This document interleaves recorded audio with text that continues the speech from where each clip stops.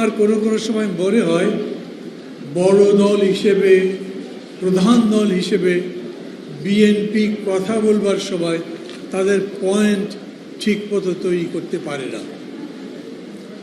এটা একটা অদ্ভুত পরিস্থিতি চলছে। দেশে একটা সরকার আছে, এই যে 53 বছরের বাংলাদেশ সরকার ছিল, বিরোধী দলও ছিল, এখন বিরোধী দল আছে।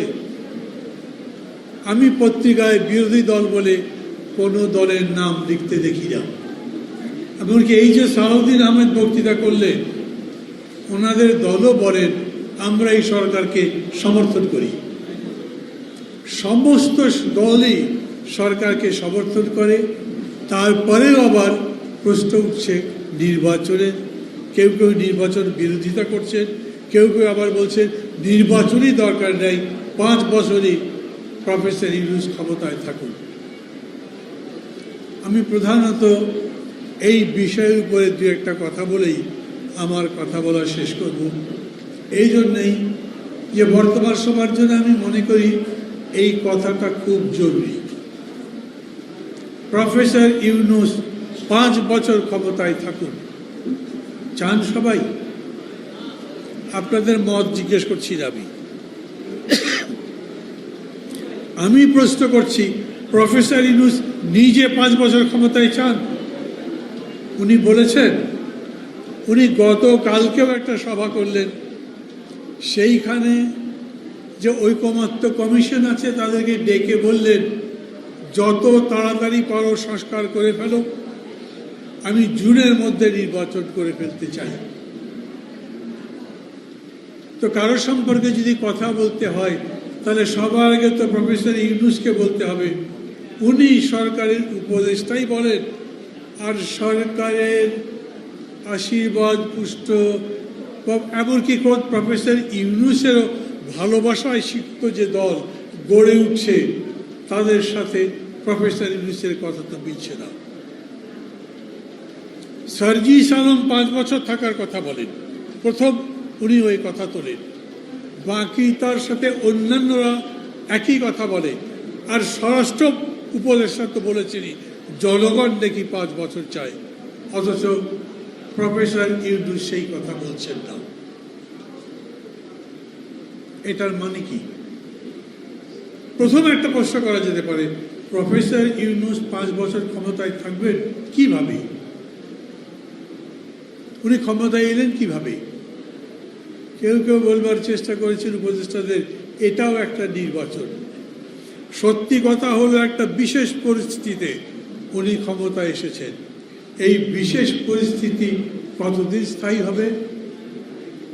আইয়ুব খানও একটা বিশেষ পরিস্থিতিতে এসেছিলেন, হোসেন মোহাম্মদ এরশাদ একটা বিশেষ পরিস্থিতিতে ক্ষমতায় এসেছিলেন, 1/11 যারা কুশীলব তারা বিশেষ পরিস্থিতি তৈরি করে ক্ষমতায় এসেছিলেন, কিন্তু বিশেষ পরিস্থিতি থাকেনি। আজকে যে পরিস্থিতি থেকে বিশেষ মনে হচ্ছে, 3 মাস পরে যখন সেই পরিস্থিতি বদলে যাবে, তখন বাংলাদেশের একমাত্র নোবেল প্রাইজ বিজয়ী ডক্টর মোহাম্মদ ইউনূস যদি সারা দেশের মানুষের কাছে সমালোচিত হয়, সেটা কি দেশের জন্য কল্যাণকর হবে? ডক্টর ইউনূসের যদি অত ভালো যোগ্যতা থাকে, উনি যদি দেশ ঠিক মতো চালাতেই পারেন, আমি তার যোগ্যতা নিয়ে চ্যালেঞ্জ করছি না, কিন্তু উনি সেরকম যদি চালাতে পারেন, উনি নিজে 3 দিন আগে টেলিভিশন ইন্টারভিউ বললেন আমি এই কাজের যোগ্য নই, এটা আমার কাজ নয়, আমার যে কাজ আমি সেই জায়গায় ফিরে যেতে চাই। বন্ধুগণ, আমি জানি না কারা এই বিশদ লেখালেখি করছেন, কারা এত বেশি করে কথা বলছেন, মানুষের কানে কানে দেবার চেষ্টা করছেন ভোটের দরকার নেই, ডক্টর ইউনূসকে আরো 5 বছর চাই। তারা কি একবারও ভেবে দেখেছেন যে এই রকম জনপ্রিয় নেতাদের অপ্রিয় হয়ে যেতে 1 বছর সময় লাগেনি? আমার সাথে আবার অনেকেই এরকম আছেন যারা ডক্টর ইউনূসের এই রকম পরিণতি চান না।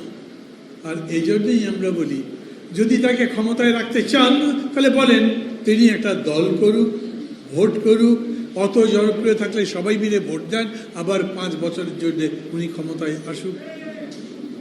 আর যদি উনি ভোট না করেন তাহলে সবাই মিলে তাকে বলেন যত তাড়াতাড়ি পারেন ভালো একটা ভোট দেন, দিয়ে আপনি সম্মানের সাথে চলে যান।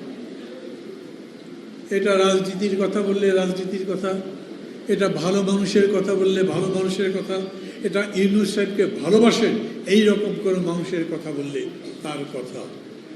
দেশের রাজনৈতিক অর্থনৈতিক পরিস্থিতিকে ঘোলাটে করবার জন্যে এই সস্তা জনপ্রিয়তার উপরে যারা নৌকা ভাসাবার চেষ্টা করছেন তাদেরকে আমি বিনীত অনুরোধ করব এই পথ থেকে সরে আসেন। ডক্টর ইউনূসের এত যোগ্যতা যদি থাকেই, সেই যোগ্যতাকে কাজে লাগাবার জন্য আমরা বিকল্প পথ তো করতে পারব। উনি তার এই কাজ এই সেবা অন্যভাবে দিতে পারবেন না। হ্যাঁ, আগে যারা ছিল তারা তাকে ছোট করবার চেষ্টা করেছে, অপমান করবার চেষ্টা করেছে, কিন্তু অন্য কেউ ক্ষমতায় আছে, তারা যদি ডক্টর ইউনূসের কাছে দেশ সেবার জন্য বলে, উনি কি করবেন না? বন্ধুরা আমার, এই আগস্ট অভ্যুত্থানের সবচাইতে বড় একটা ব্যর্থতা হচ্ছে এর শিক্ষা অন্যান্য বারের মতোই সবার কাছে সমানভাবে পৌঁছায়নি। তা যদি পৌঁছাতো তাহলে তারা বলতেন রাজনীতির এই ছোট লোকই বাদ দেওয়াটাও অগাস্ট অভ্যুত্থানের একটা শিক্ষা। কাউকে ছোট করবার প্রবণতার বিরুদ্ধে দাঁড়ানো, বরঞ্চ মানুষকে বড় করা, দেশকে বড় করা, অর্থনীতিকে আরো চাঙ্গা করা, মানুষের কল্যাণ করা, যাতে দেশ সামনের দিকে যেতে পারে, সারা পৃথিবীর বুকে মাথা তুলে দাঁড়াতে পারে, গর্বের সঙ্গে বলতে পারি আমাদের এই দেশ অন্য কোনো দেশের চাইতে ছোট নয়। এই জাতি গণতন্ত্র নির্মাণ করবে, এই জাতি আরো সামনের দিকে যাবে, আমরা আমাদের দেশকে গড়তে পারবো, এবং আমরা যেরকম করে গণতন্ত্রের কথা বলি সেই রকম করে গণতন্ত্র নির্মাণের পথে যেতে কোনো বিঘ্ন হবে না। আমাদের মত পার্থক্য তো থাকবেই।